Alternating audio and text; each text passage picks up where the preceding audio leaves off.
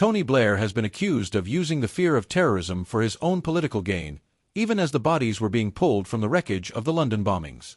Authorities began spinning the story. Remember the repeated claim that the attacks were the work of clean skins, people unknown to the authorities? It wasn't true.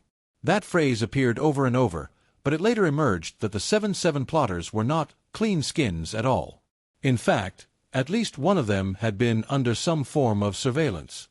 This film will argue that Tony Blair fought terror in the wrong way, with some government measures more focused on creating headlines than on actually stopping terrorism. It will show that Blair and his ministers have not always told the public the truth about the threat. I will argue that the Prime Minister turned terror into a political tool, which undermines the fundamental trust between government and the people. A month after the bombings, Blair summoned the press to Downing Street to announce his 12-point plan to tackle extremism and terrorism. He presented it as decisive action. Time and again over the past few weeks I've been asked to deal firmly with those prepared to engage in such extremism. The plan dominated the news, signaling that the rules of the game are changing. In reality, very little substantive action emerged from these initiatives. The speech was as much about responding to tabloid criticism of MPs taking summer holidays as it was about addressing real terrorist threats. A modest anti-terror bill was already in the works.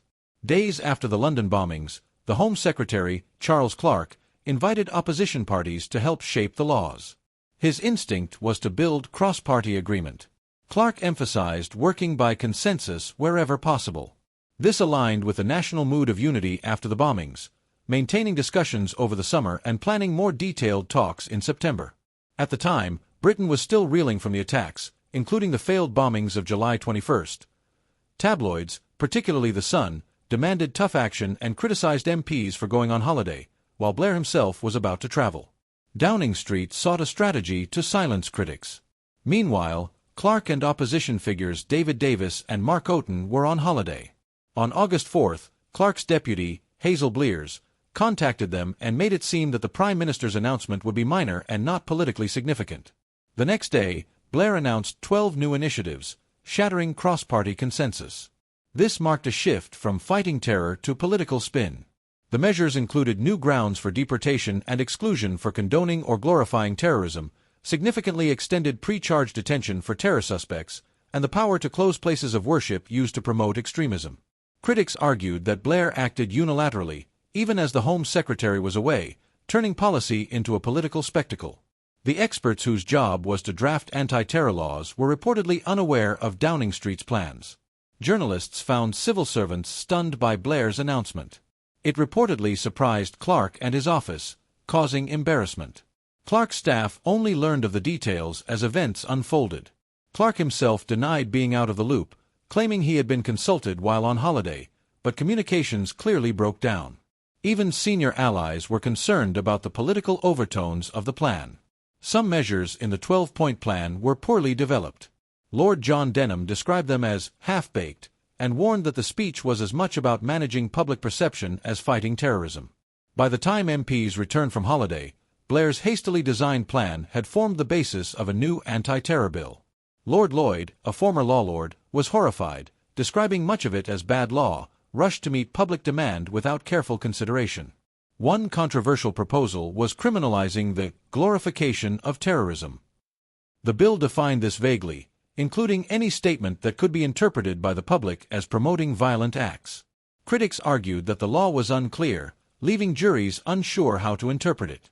Another controversial measure was allowing police to detain terror suspects for 90 days without charge, overturning fundamental rights rooted in Magna Carta.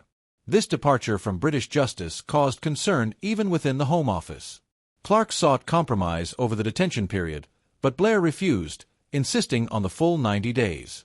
He argued that MPs opposing the measure could be seen as soft on terror and politically responsible if another attack occurred. Blair framed the debate as a matter of political survival rather than public safety. Ultimately, the 90-day proposal was rejected in Parliament, exposing the dangers of prioritizing political strategy over security. The Home Secretary also attempted to pressure Labour Party members via a questionnaire supporting the 90 days. The questions were biased, and Clarke later apologized. Despite claims that the measure was vital to counter-terrorism, Downing Street spin undermined trust, making this a key moment in public confidence. Most criticisms of the anti-terror bill targeted measures drawn from Blair's 12-point plan. Of these, some had been dropped, some were already law, and others ran into trouble. The plan, while presented as a comprehensive anti-terror strategy, functioned more as a short-term political device.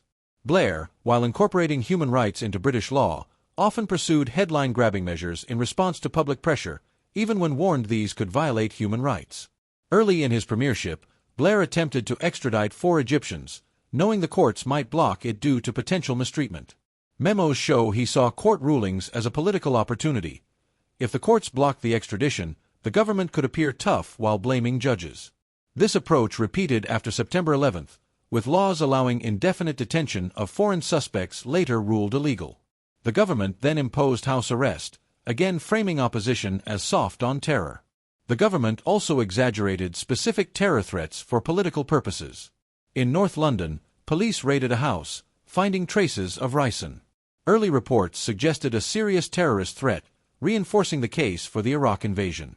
Later tests proved no ricin was present, but by then, the fear and political momentum had been created. Even U.S. Secretary of State Colin Powell cited the ricin in his UN presentation, despite evidence to the contrary. The plot also targeted Britain, and during disruption of the cell, a British police officer was killed. Overall, the argument is that Blair's anti-terror measures were often shaped by political considerations, media pressure, and public perception rather than by clear security needs. Some policies were rushed, unclear, or legally questionable, prioritizing political image over effective counter-terrorism, ultimately undermining public trust and civil liberties. Imagine that a pinch of salt, less than a pinch of ricin, could trigger shock followed by circulatory failure, with death occurring within 72 hours. Colin Powell's statements yesterday about the poison factory in northern Iraq were, in one sense, correct. The facility produced ricin and other toxins, which are believed to have been dispersed worldwide. Yet almost everything Powell claimed, and that Tony Blair endorsed, was wrong. No Al-Qaeda factory was ever discovered in Iraq, and ricin is far less deadly than Powell suggested. Effective ricin must be injected, whereas Bull Borges allegedly intended to smear it on car door handles. Borges was no chemist, his laboratory was a chaotic bedsit, and in truth, he never produced any ricin.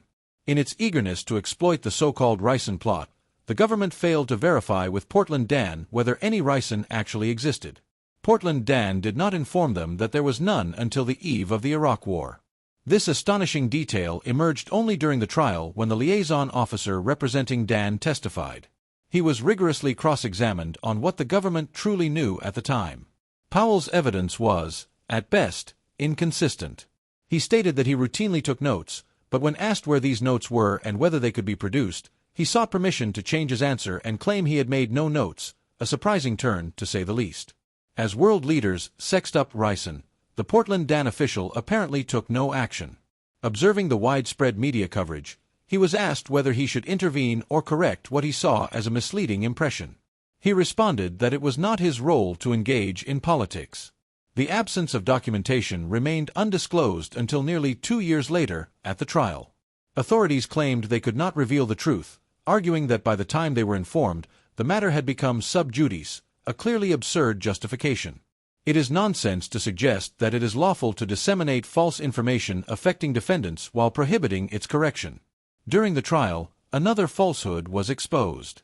Prosecutors had claimed that Borges's ricin recipe came from an Al-Qaeda manual, but it was shown to originate from a survivalist, Kurt Saxon, ironically noted for his anti-Islamic views. Borges had copied Saxon's instructions from a Californian survivalist website. Ultimately, Borges was convicted, while all other defendants were acquitted. Some jurors publicly described the evidence against the others as weak. 5 months later, in September, on the same day the government introduced its anti-terror legislation, 5 men acquitted in the ricin case were rearrested by order of the Home Secretary. The timing raised questions.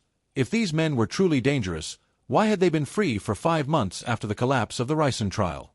And why have courts since released 2 of them outright while granting conditional bail to the remaining 3? The ricin case illustrates how government ministers misled the British public on terror, with media and police complicit. Exhibit A was the alleged plot to bomb Old Trafford on match day, a story with no basis in fact. Yet police sources briefed the press, leading multiple national newspapers to report the story and making it the lead item on ITV and Sky News in April 2004. Over 400 officers raided half a dozen Manchester properties, arresting 8 men, 1 woman, and a 16-year-old boy. Among them was Husam Patter, one of 6 Iraqi Kurds detained that day. Staying in a refugee house for just 3 days, he was suddenly dragged from his bed at gunpoint.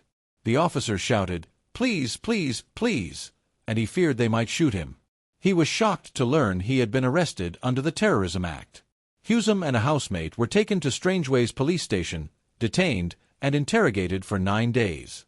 Defense lawyers noted the police had no substantial evidence. Husam explained, "I expected to be told why I was arrested, the reasonable suspicion, but I was given no information whatsoever." Days of questioning included trivial inquiries, such as why an extension lead was attached to the television, questions with perfectly legitimate answers. Manchester police never explained the arrests or spoke to the defense. Investigators had discovered ticket stubs for a Manchester United game and a poster of Old Trafford at one suspect's flat. The terror accusation so frightened Husam that he wished to remain anonymous. He described being lifelong United fans since his childhood in Iraq. This tenuous football connection prompted the police to tip journalists about a bomb plot. Some journalists were initially skeptical. "We had no reason to believe it wasn't true, but as soon as we investigated, it became clear the story was flimsy." Limited access to information makes it tempting to run with any snippet we receive. Rival channels amplified the narrative. A BBC correspondent, pressured to follow suit, called an intelligence contact, who broke precedent by directly advising her, "You're right, these individuals will likely be released without charge."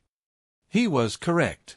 Despite heightened security, no Old Trafford bomb plot existed.